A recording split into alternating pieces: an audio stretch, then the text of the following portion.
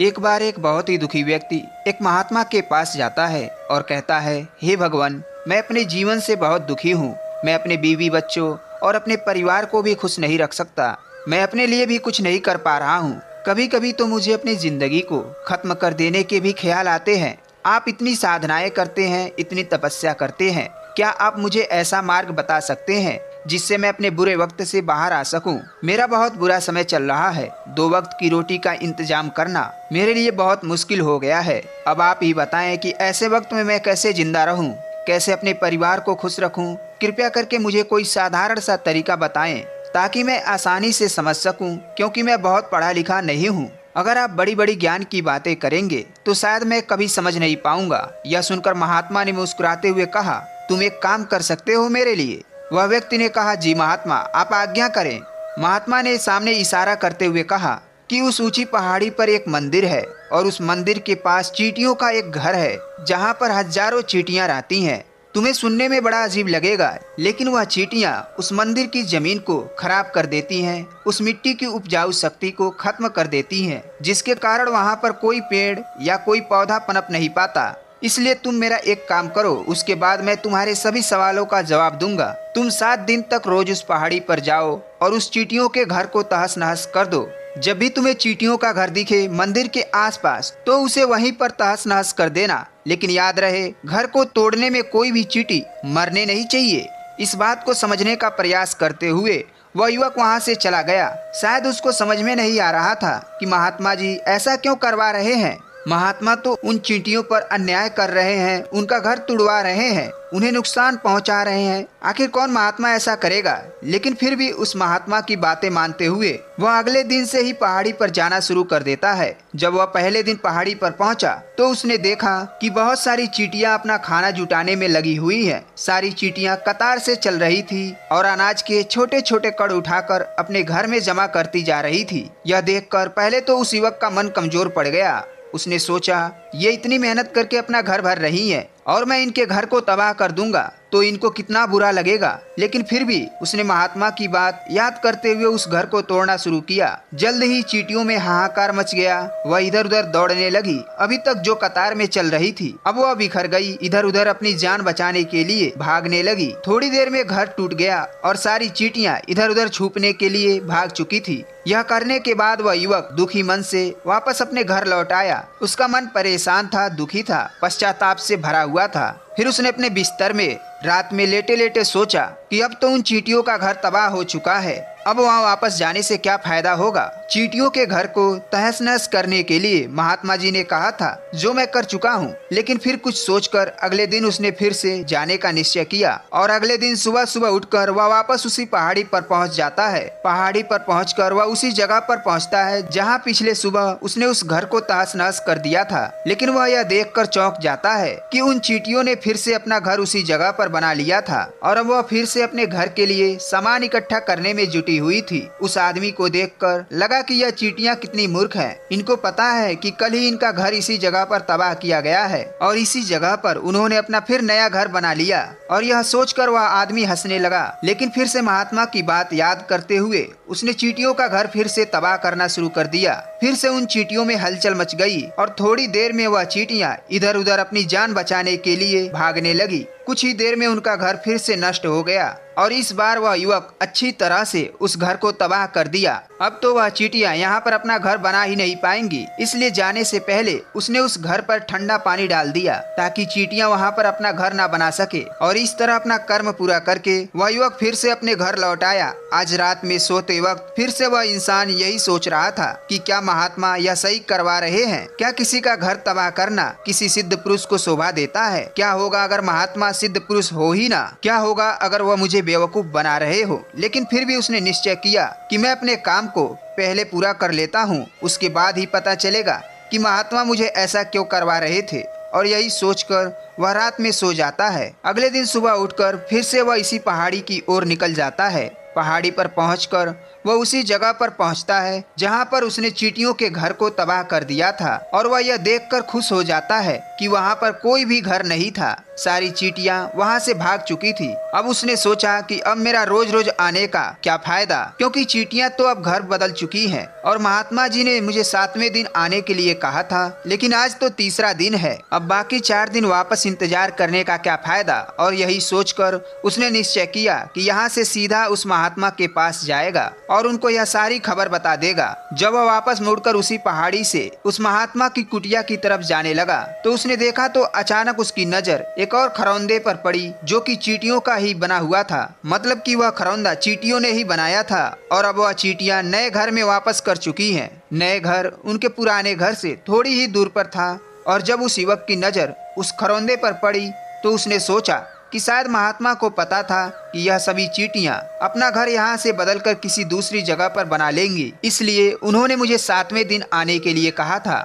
और यह विचार करके वह फिर से चींटियों का वह नया घर तोड़ने के लिए पहुंच जाता है। जब वह वहां पहुंचा तो उसने देखा कि फिर से चींटियां उसी तरह से अपने कार्य में लगी हुई थी। वह अपने लिए खाना इकट्ठा कर रही थी और अपने घर में जमा करती जा रही थी। जो पुराना घर टूटा था वहाँ भी अनाज के कड़ पड़े हुए थे और वह चींटियां वहाँ से भी अनाज इकट्ठा करके वापस अपने नए घर में ला रही थी। अब यहाँ पर फिर से उस युवक का मन थोड़ा कमजोर पड़ गया, क्योंकि वह खुद भी कमजोर था, खुद भी वक्त का मारा हुआ था। इसलिए उसके मन में उन चींटियों के प्रति दया का भाव उमड़ रहा था। उन चींटियों के ऊपर उसको दया आ रही थी। वह चाहता था कि उनकी मदद करे, लेकिन वह उल्टा उनको नुकसान पहुँचा रहा था। लेकिन उस महात्मा की बात को याद करते हुए उसने सोचा, उसने फिर से उस घर को तोड़ने का निश्चय किया और उसने इस बार बड़ी ही सावधानी के साथ बिना किसी चींटी को कोई नुकसान पहुंचाए वह घर तबाह करना शुरू कर दिया। वक्त थोड़ा ज्यादा लगा, क्योंकि किसी भी चींटी को नुकसान ना पहुंचे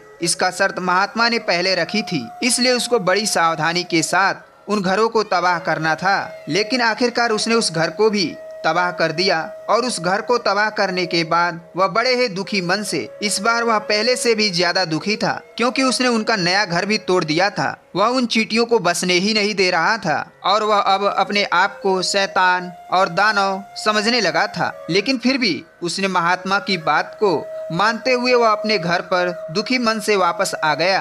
रात में सोने से पहले एक बार फिर से उसने सोचा, मैं कितना बड़ा शैतान हूँ, कितना बड़ा दानव हूँ। पुराना घर तो छोड़ो, मैं उन चींटियों को कोई जगह ही नहीं दे रहा हूँ। वो चींटियाँ मेरे बारे में क्या सोचती होंगी, वह कितना दुत्कारती होंगी उस परमात्मा को जो मेरे द्वारा यह काम करवा रहा है। लेकिन फिर भी उसने अगले दिन जाने का निश्चय किया और अगले दिन सुबह सुबह फिर से वह वहां पर पहुंच गया। वह यह देखकर आश्चर्यचकित रह जाता है कि इस बार भी चींटियों ने एक और घर बना लिया है और अब फिर से अपना अनाज और खाना इकट्ठा करने में जुटी हुई थी। यह देखकर उस आदमी को लगा कि यह चींटियां किस मिट्टी की बनी हुई हैं। मैं इनको बार बार यहाँ से भगाने की कोशिश कर रहा हूँ और ये वहीं पर अपना घर बना ले रही हैं। क्या इनको पता नहीं कि मैं इन्हें यहाँ पर कभी बसने नहीं दूंगा। ये चींटियां देखने में कितनी तुच्छ है, कितनी छोटी हैं, लेकिन फिर भी मुझसे हार नहीं मान रही हैं। बड़ी ताज्जुब की बात है। और इस बार फिर उसने उस चींटियों का घर तहस नहस कर दिया। लेकिन इस बार तहस नहस करते हुए कुछ चींटियां वहीं पर मर गईं, कुछ चींटियां उसके पैरों के तले आकर मर गईं। जब वह अपने अहंकार से बाहर आया तो उसने देखा कि गुस्से में उसने कितनी चींटियां मार दी, कितनी क्षति पहुंचा दी। उसका मन पश्चाताप से भर गया और वह रोता हुआ अपने घर की तरफ बढ़ गया। रात में सोते वक्त उसने सोचा कि मैं उन चींटियों पर बहुत ज्यादा अत्याचार कर रहा हूँ, अब इससे ज्यादा अत्याचार नहीं कर पाऊंगा। और यही सोचकर वह अगले दिन उन चींटियों के लिए अपने घर से थोड़ा आटा लेकर उसी पहाड़ी पर पहुंच जाता है। आज उसके मन में चींटियों के प्रति श्रद्धा का भाव था, दया का भाव था। आज वह उनकी मदद करना चाहता था। और जब वह वहां पर पहुंचा तो चींटियां फिर से अपने नए घर को बनाने में जुटी हुई थी। उसने बड़ी ही करुणा के साथ उन चींटियों को अपना लाया हुआ आटा खिलाया और अगले 3 दिनों तक वह ऐसा ही करता रहा। वो रोज सुबह जाता और उन चींटियों को अपने हाथों से आटा खिलाता। 7 दिन के बाद वह युवक उस महात्मा के पास पहुंचकर हाथ जोड़कर बोलता है कि हे महात्मा, मुझे माफ कर देना। मैं उन चींटियों का घर तबाह करने के लिए बहुत कोशिश की, मैंने उनका घर तबाह भी किया, एक बार नहीं 4-4 बार मैंने उनके घर को तोड़ा। उसके बाद मैं हिम्मत नहीं कर पाया, उनके घर को नहीं तोड़ पाया। आप समझ सकते हैं कि मैंने अपना काम पूरा नहीं किया और इसके बदले आप मुझे वह तरीका भी नहीं बताएंगे जो कि मुझे मेरे बुरे समय से बाहर निकाल सकते हैं। लेकिन मुझे इसका कोई खेद नहीं है। मुझे लगता है कि मैंने जो किया वह सही किया, इसलिए मैं आपसे आज्ञा लेकर वापस जा रहा हूँ। कृपया मुझे वापस अपने घर जाने की आज्ञा दीजिए। यह सुनकर महात्मा ने मुस्कुराते हुए कहा, अरे बेटा, कहाँ चल दिए? रुको तो सही, जलपान तो कर लो, थोड़ी देर ठहर तो जाओ, उसके बाद चले जाना। और यह कहकर वह महात्मा उस युवक के लिए पानी लेकर आते हैं। पानी पिलाने के बाद महात्मा उस युवक से पूछते हैं कि तुम मुझे यह बताओ कि आखिर तुम उन चींटियों का घर तबाह क्यों नहीं किए? वह चींटियां तो छोटी छोटी हैं और तुम इतने विशालकाय हो, फिर भी तुम उन छोटी छोटी चींटियों का घर तबाह नहीं कर पाए। कहाँ है तुम्हारी शक्ति, तुम्हारा बाहुबल? इसका जवाब देते हुए उस युवक ने कहा, हे महात्मा, मैं उन चींटियों का घर तबाह कर दिया था, बार बार किया था। एक बार तो अपने गुस्से में उन चींटियों को भी हानि पहुंचा दी, लेकिन जिस दिन मैंने उनको हानि पहुंचाई उस दिन मेरे को लगा कि मैं इनको हानि क्यों पहुंचा रहा हूं, क्यों इनको इतनी तकलीफ दे रहा हूं, और उसी दिन से मैं उनको क्षति पहुंचाने की बजाय, नुकसान पहुंचाने की बजाय उनकी सहायता करना शुरू कर दी। यह सुनकर वह महात्मा ने कहे कि यह तो सीखने की बात है। एक छोटी सी चींटी हमें जीवन का संदेश दे जाती है। मैंने तुम्हें उन चींटियों का घर तबाह करने के लिए नहीं भेजा था, मैंने तुम्हें भेजा था ताकि तुम उन चींटियों से कुछ सीख ले सको। तुम्हें क्या सीख मिली उन चींटियों से, क्या तुम मुझे बता सकते हो? यह सुनकर उस युवक ने पूरी कहानी बयां कर दी। उसने बताया, जीवन में उतार चढ़ाव तो चलता ही रहता है। कई बार हमारे सामने ऐसी विकट परिस्थितियां उत्पन्न हो जाती हैं कि लाख प्रयास करने के बाद भी हम उससे बाहर नहीं निकल पाते। तब हम सकारात्मक सोच, धैर्य और शांति के साथ कुछ बातों पर ध्यान दें तो शायद हमें आगे सफलता मिल जाएगी। जीवन सुख और दुख से मिलकर बना है। यदि आज बुरा वक्त है तो निश्चित ही कल अच्छा वक्त होगा। बुरे वक्त में अच्छे वक्त का इंतजार करें और कठिन समय में विश्वास रखें कि ये वक्त भी रहने वाला नहीं है। यदि किसी दिन आपको लगे आज बुरा दिन है, कुछ भी अच्छा नहीं हो रहा, सब कुछ मेरे विरुद्ध चल रहा है, आपको लगने लगता है कि मेरी किस्मत खराब है, तो सबसे पहले ऐसा सोचना बंद कर दीजिए। बुरा समय किसी के लिए भी आ सकता है। जब आपको लगता है कि मेरे साथ ऐसा क्यों होता है, तो याद रखें आप अकेले नहीं हैं। ऐसे बहुत से लोग हैं जिन्होंने एक दिन नहीं, 2 दिन नहीं, बल्कि कई वर्षों तक मुश्किलों का सामना किया है। इस बात को याद रखें, यह जिंदगी है, सुख दुख आते जाते रहते हैं। आप अकेले नहीं हैं। आपका कठिन समय, आपकी असफलता और मुश्किलें आपके सबसे बड़े गुरु हैं, जो आपको एक सीख देकर जाती हैं। उस कठिन समय से सीखने की कोशिश करें।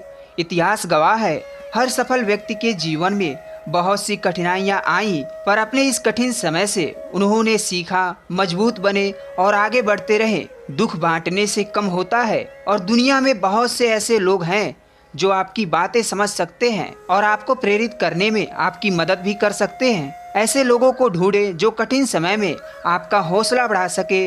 ऐसे लोगों से बात करें जिससे आपका मन हल्का हो जाएगा। कई लोग अपनी परेशानी से इतना उदास हो जाते हैं कि उन्हें अच्छी बात भी बुरी लगने लग जाती है और चारों तरफ सिर्फ नकारात्मकता ही दिखाई देने लगती है। ऐसे में आप सिर्फ अच्छा सोचें। जब आप अच्छा सोचने लगते हैं तो आपका सब कुछ अच्छा होने लगता है। जब भी बुरा समय आता है, मन में बुरे बुरे विचार चलने शुरू हो जाते हैं, मन विचलित होने लगता है। ऐसे में आप ध्यान कीजिए और मन को शांत रखिए। जब आप मन को शांत रखेंगे तो बुरा समय बहुत सरलता से कट जाएगा। आप अपने आप से बोले कि जो होता है अच्छे के लिए होता है।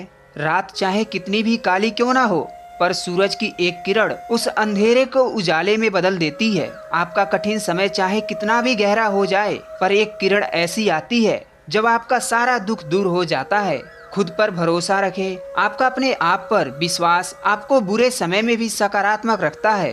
पूरी कहानी सुनाने के बाद महात्मा ने मुस्कुराते हुए कहा, बेटा, पहले सीख जो इन चींटियों से लेनी थी वह यह थी कि तुमने कितनी बार उनके घर को तोड़ने की कोशिश की, कितनी बार प्रयास किया कि उनके घर को तबाह कर दो, लेकिन वह हर बार अपना नया घर बना लेती थी। उन्होंने कभी भी हार नहीं मानी। अगर वह हार मान लेती तो चींटियां तुम्हें वहाँ पर नहीं मिलती। जीवन कर्मशीलता का नाम है, लेकिन हम मनुष्य को 1-2 बार हार मिलने पर हम टूट जाते हैं, हताश हो जाते हैं और फिर जीवन में प्रयास ही नहीं करते। और कुछ लोग तो अपनी जिंदगी को खत्म करने पर उतारू हो जाते हैं। लेकिन तुमने जानवरों में एक बात देखी होगी कि वो अपना जीवन खुद से कभी खत्म नहीं करते। तुमने कभी नहीं सुना होगा कि किसी जानवर ने आत्महत्या कर ली, चाहे वह जानवर कितना भी भूखा क्यों ना हो, कितना भी दुखी क्यों ना हो, लेकिन वह अपने जीवन के लिए हमेशा संघर्ष करता रहता है। लेकिन वहीं पर दूसरी तरफ हम मनुष्य एक दो बार असफल हो जाने पर अपना जीवन खत्म करने के बारे में सोचने लगते हैं। जीवन तो कर्मशीलता है,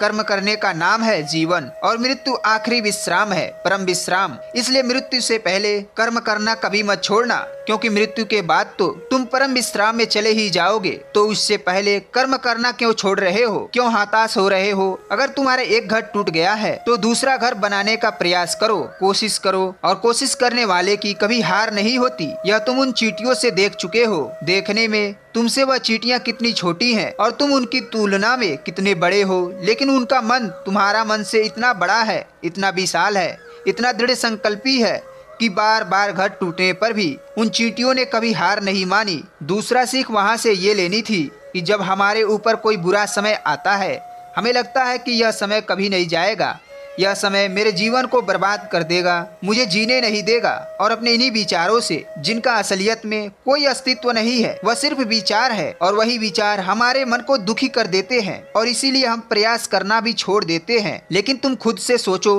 कि बार बार प्रकृति हमें क्षति पहुंचाएगी, नुकसान पहुंचाएगी, लेकिन कब तक पहुंचाएगी? अगर हम बार बार फिर से उठकर फिर से नया प्रयास करते रहेंगे तो प्रकृति भी हमारे सामने घुटने टेक देगी, और वह भी एक दिन हमारे ऊपर दयावान हो जाएगी, कृपालु हो जाएगी, और वह हमें सब कुछ देने लगेगी जिसकी हमने कभी कामना की थी। तुमने खुद देखा कि तुम उन चींटियों को तबाह करने के लिए पहुंचे थे, लेकिन बाद में तुम उन चींटियों को अनाज और आटा देने लगे। तुम भी उन पर कृपालु हो गए। क्यों हुए? क्योंकि तुमने देखा कि वह चींटियां हार नहीं मान रही हैं। इसी तरह अगर तुम भी अपने जीवन में कभी हार नहीं मानोगे तो एक न एक दिन यह प्रकृति तुम्हें वह सब कुछ देगी जो तुम अपने जीवन में पाना चाहते हो। इसलिए ये दो सीख याद रखना, कर्मशीलता कार्य करते जाना, और दूसरा एक न एक दिन प्रकृति तुम्हारे उस कर्म का परिणाम तुम्हें जरूर देगी। दोस्तों, कहानी कैसी लगी कमेंट बॉक्स में कमेंट करके अवश्य बताइएगा, और अगर आप नए हैं तो चैनल को सब्सक्राइब करके हमारे साथ जुड़ने के लिए